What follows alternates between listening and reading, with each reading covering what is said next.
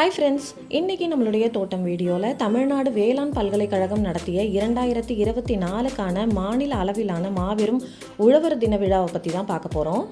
விழா நடந்தது எங்கன்னு பார்த்தீங்கன்னா நம்ம கோயம்புத்தூர் வேளாண் பல்கலைக்கழக வளாகத்தில் தான்.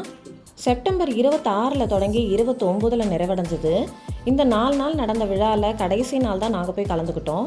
இந்த விழாவுடைய சிறப்பம்சங்கள்னு பார்த்தீங்கன்னா 250க்கும் மேலே ஸ்டால்ஸ் போட்டிருந்தாங்க. அது மட்டும் இல்லை, நிறைய மாதிரி பண்ணைகள் போட்டிருந்தாங்க. வேளாண் துறையில் நவீன தொழில்நுட்பத்தை எங்கெல்லாம் பயன்படுத்தலாம், எப்படியெல்லாம் பயன்படுத்தலாம் அப்படின்ற செயல்முறை விளக்கமும் நிறைய இடத்துல காமிச்சிருந்தாங்க.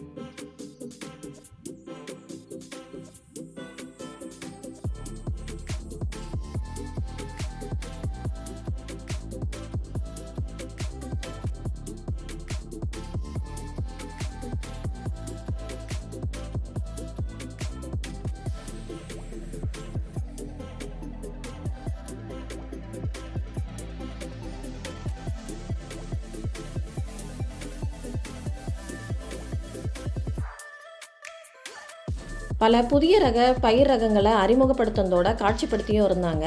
நமக்கு ஆர்வம் இருந்ததுன்னா அதை பற்றி கேட்டோன்னா அதுக்கு உண்டான விளக்கத்தையும் அவங்க கொடுத்தாங்க. காய்கறி விதைகள், அப்புறம் நாற்றுக்கள், பழமர நாற்றுக்கள் இது எல்லாமே விற்பனைக்கு வச்சுருந்தாங்க. உயிர் உரங்கள், அப்புறம் வளர்ச்சி ஊக்கிகள் இதெல்லாம் கூட விற்பனைக்கு வச்சுருந்தாங்க.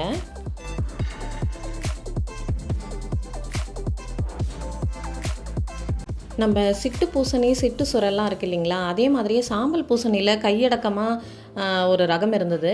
அதை பற்றி கேட்டப்ப இந்த வருஷம்தான் அறிமுகப்படுத்தியிருக்கோம், அடுத்த வருஷத்துலேருந்து விதைகள் விற்பனைக்கு கிடைக்கும் அப்படின்னு சொல்லியிருந்தாங்க.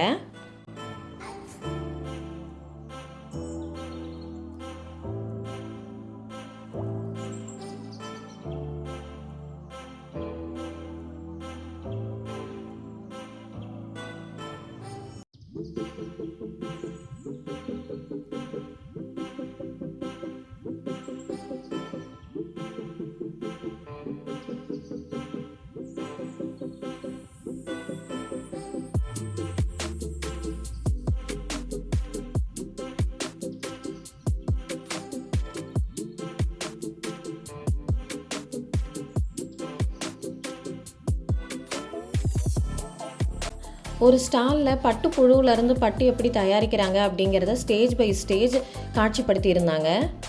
இங்கே பட்டுப்புழு முட்டையில் இருந்து அதுக்கு அடுத்த காலமான அந்த புழுக்காலம், அதுக்கப்புறமா கூடு கட்டுறது அப்படின்னு எல்லாமே ஸ்டேஜ் பை ஸ்டேஜ் வச்சுருந்தாங்க.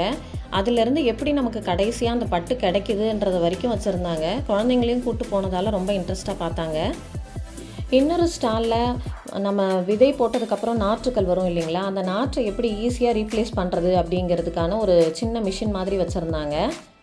இந்த சின்ன சின்ன கருவிகள் ரொம்ப யூசர் ஃப்ரெண்ட்லியாக, வெயிட்லெஸ்ஸாக இருந்தது. ஹேண்டில் பண்ணுறதுக்கும் ரொம்ப ஈஸியாக இருக்கும்.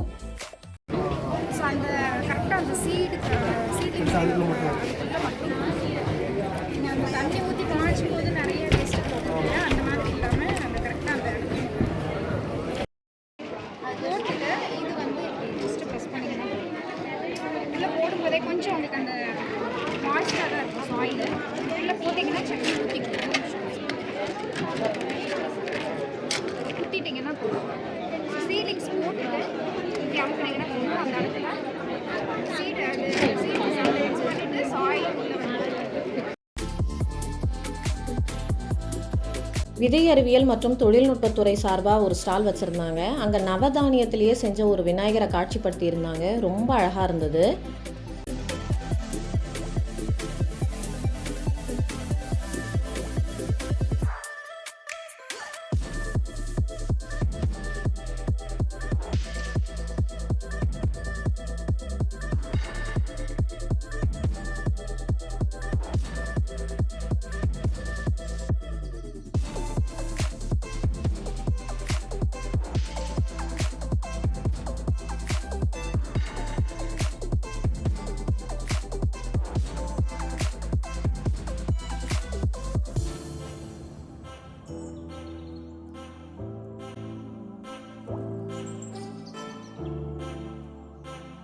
இதே ஸ்டால்லையே நெல் மணிகளால் செஞ்ச அணிகலன்களையும் காட்சிப்படுத்தியிருந்தாங்க. இதுவும் பார்க்குறதுக்கு ரொம்ப அருமையாக இருந்தது.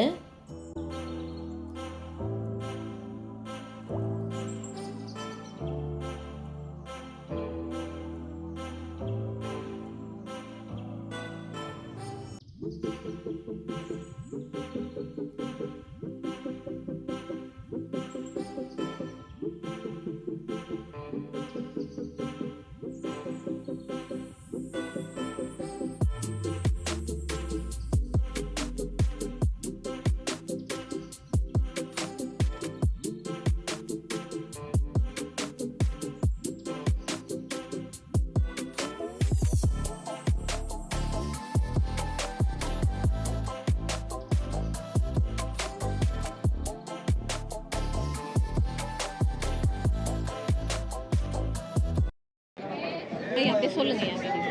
பட்டுக்கூடு இருக்கும். பட்டுக்கூடு வந்து அந்த கிராஃப்ட், அதாவது வேஸ்ட் வந்து கட் பண்ணி வெளியே வந்துடும். நம்ம தண்ணியில் கொதிக்க வச்சோம்னா நூலாக வரும். இது கட் பண்ணி எடுத்து இந்த மாதிரி கிராஃப்ட் பண்ணுறது. ஸோ கட் பண்ணி அதில் வந்து கலரிங் டை அது வந்து ஆமாம், ஸ்டூடெண்ட்டுக்கு இப்போ கோர்ஸ் ஒன்று இருக்குது. அவங்களுக்கு இதில் ப்ராக்டிக்கல் கிளாஸ் மாதிரி.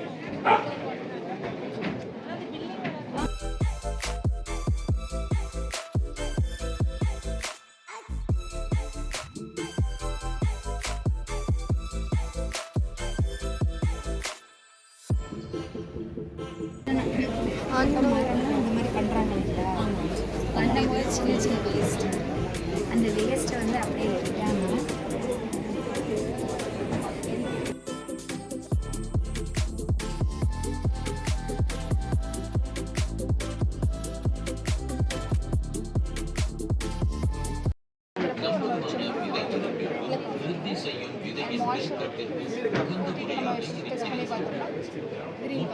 ரொம்ப ஜாஸ்தியாக ஸோ அதுக்கு வந்து வேலை இருக்குது.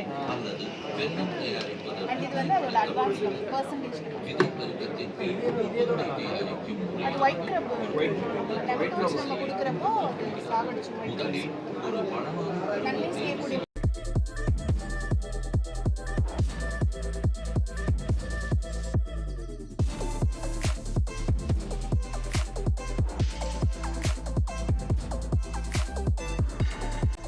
வாழை நாரில் நிறைய பொருள்களை மதிப்பு கூட்டி வச்சுருந்தாங்க. பொதுவாக சணல் கயிறில் தான் இந்த மாதிரி அலங்கார பொருட்கள் எல்லாம் பார்த்துருக்கேன். வாழை நாரில் பார்க்குறதுக்கு ரொம்ப அழகாக இருந்தது.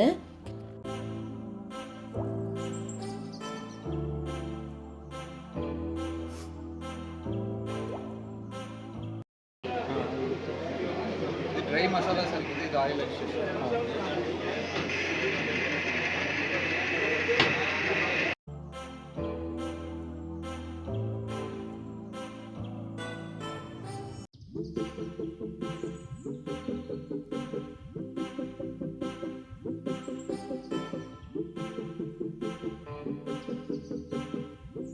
பெரிய பெரிய ட்ரோன்ஸ்லேருந்து ப்ரஷ் கட்டர், மினி வீடர், சின்ன சின்ன இயந்திரங்கள் அப்படின்னு எல்லாத்தையுமே பார்க்க முடிஞ்சது. அது மட்டும் இல்லை, ட்ரிப் இரிகேஷன், ஸ்ப்ரிங்க்லர் சிஸ்டம் அப்படின்னு எல்லாத்தையுமே காட்சிப்படுத்தி இருந்தாங்க. இதெல்லாம் பார்க்கும்போது கொடிஷியாவில் நடந்த அக்ரி இன்டெக்ஸ் தான் எனக்கு ஞாபகம் வந்தது.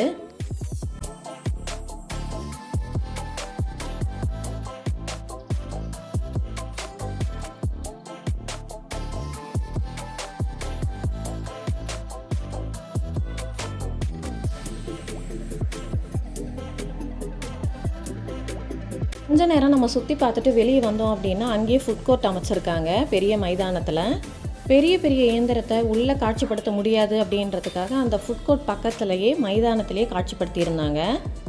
ஒவ்வொரு இயந்திரத்துக்கு பக்கத்துலேயும் அந்த இயந்திரத்துடைய பேர், அதனுடைய பயன், எந்த தொழில்நுட்பத்தில் அது இயங்குது அப்படிங்கிறத விளக்கத்தையும் கொடுத்துருந்தாங்க. நிலத்தை நல்லா ஆழமாக உழறதுக்கு, விதைக்கிறதுக்கு, நாற்று நடுறதுக்கு, களை எடுக்கிறதுக்கு, அறுவடை பண்ணுறதுக்கு அப்படின்னு எல்லாத்துக்குமே தனித்தனி இயந்திரங்கள் இருந்தது.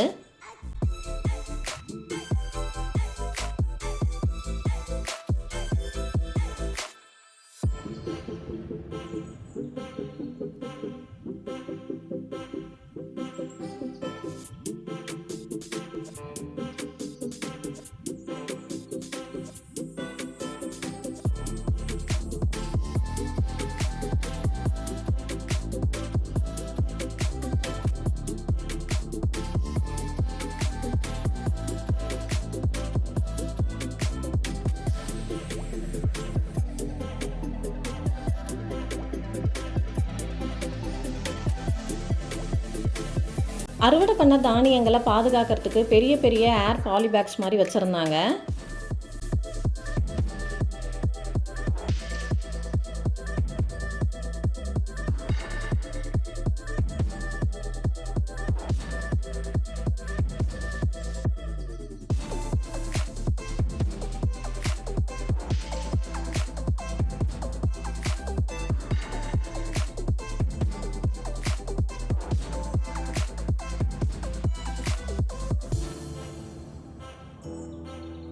கண்காட்சியில் வெறும் விதைகள், நாற்றுக்கள், அப்புறம் தொழில்நுட்ப இயந்திரங்கள் அது மட்டும் இல்லை, விவசாயிகளுக்கு தேவையான பயிர் காப்பீட்டு விழிப்புணர்வு, அப்புறம் வங்கி கடன், இந்த மாதிரியான விஷயங்களையும் நம்ம நிறைய பார்க்க முடிஞ்சுது.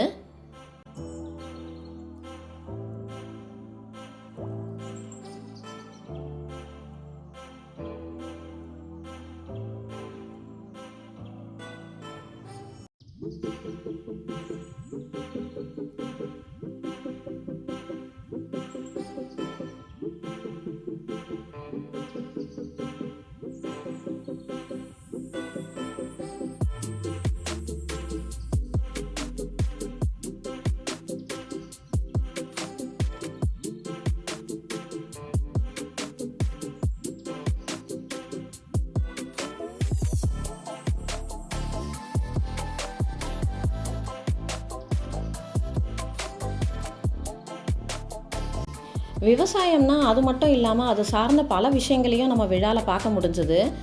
உதாரணத்துக்கு பார்த்திங்கன்னா, இந்த பேக்கிங் மிஷின்ஸு எல்லா விதமான பொருள்களையும் எடை போட்டு பேக் பண்ணி சீல் பண்ணி நமக்கு கொடுத்துருது.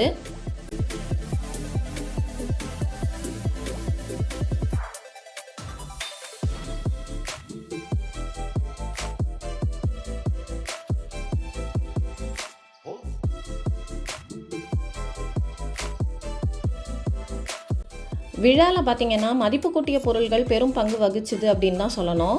விவசாயிகள் பொருள்களை உற்பத்தி பண்ணுறதோட மட்டும் நின்றுடாமல் அந்த பொருள்களை எப்படியெல்லாம் மதிப்பு கூட்டி சந்தைப்படுத்தணும் அப்படிங்கிறதுல இப்போ ரொம்ப ஆர்வமாக இருக்காங்க.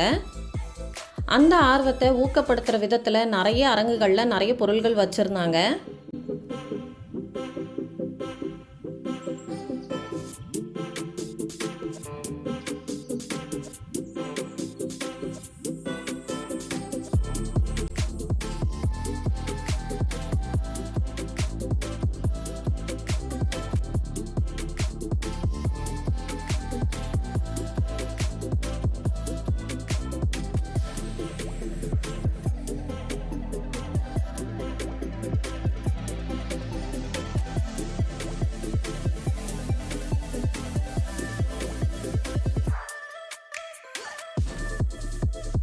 இந்த 4 நாள் விழா வெறும் விற்பனை, கண்காட்சி அப்படின்றது போக நிறைய கலை நிகழ்ச்சிகள், கருத்தரங்குகள், அப்புறம் கலந்துரையாடல்கள் இதெல்லாம் நடந்திருக்கு.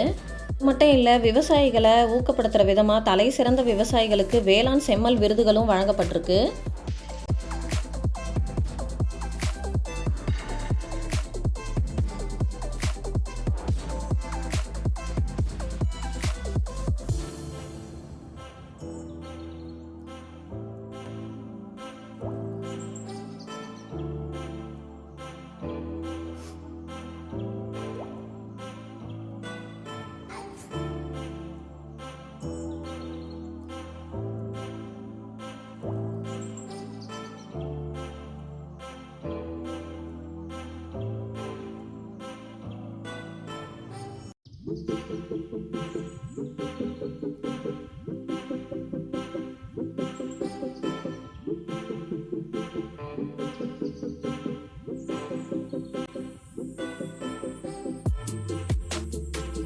எல்லாத்தையும் முடிச்சுட்டு வெளியே வந்தோம் அப்படின்னா, சுரபி நர்சரியில் நிறைய பூச்செடிகள், அதுக்கப்புறமா பழ நாற்றுக்கள் இதெல்லாம் விற்பனைக்கு வச்சுருந்தாங்க. டெரஸ் கார்டனில் வேர்ட்டிக்கல் ஸ்பேஸை யூட்டிலைஸ் பண்ணுற மாதிரியான செட்டப் பண்ணியிருந்தாங்க. 4 கப்ஸ் மாதிரியான அமைப்பில் ஸ்டாண்ட்ஸை யூஸ் பண்ணி செஞ்சுருந்தாங்க. பேக்குடைய மெட்டீரியல் பற்றி கேட்டப்போ பாலிபேக் மெட்டீரியலில் செஞ்சதாகவும், வெதரை நல்லா ஸ்ட்ராங்காக தாங்குகிற கெப்பாசிட்டி இருக்குது அப்படின்னும் சொன்னாங்க. கார்டனுடைய ஸ்பேஸுக்கு தகுந்த மாதிரி கஸ்டமைஸ் பண்ணி செஞ்சு தரதாகவும் சொல்லியிருந்தாங்க. காஸ்ட்டும் அதுக்கு தகுந்த மாதிரி டிஃபர் ஆகும் அப்படின்னு சொன்னாங்க. பார்க்க கொஞ்சம் வித்தியாசமாக இருந்தது. தக்காளி, வெண்டை, கத்திரி, கீரை மாதிரியான வெரைட்டிஸ்க்கு சூட்டபுளாக இருக்கும். கொஞ்சம் பெரிய லெவல் பேக்ஸில் நம்ம கொடி வகைகளையும் ட்ரை பண்ணலாம் அப்படின்னு சொன்னாங்க. இப்போ நீங்கள் பார்த்துட்ருக்கிற இந்த ஸ்டாண்ட் வந்து 800 ருபீஸ் சொல்லியிருந்தாங்க. கோன் ஷேப்பில் இருக்கிறதால வேர் கீழே நல்லா படர்ந்து வளர்கிறதுக்கு கஷ்டமாக இருக்குமே அப்படின்ற நிறைய சந்தேகம் எனக்கு இருந்தது. ஆனால் ப்ராக்டிக்கலாக யூஸ் பண்ணி பார்த்தா தான் தெரியும் இதில் இருக்கிற அட்வான்டேஜஸும் டிஸ்அட்வான்டேஜஸும்.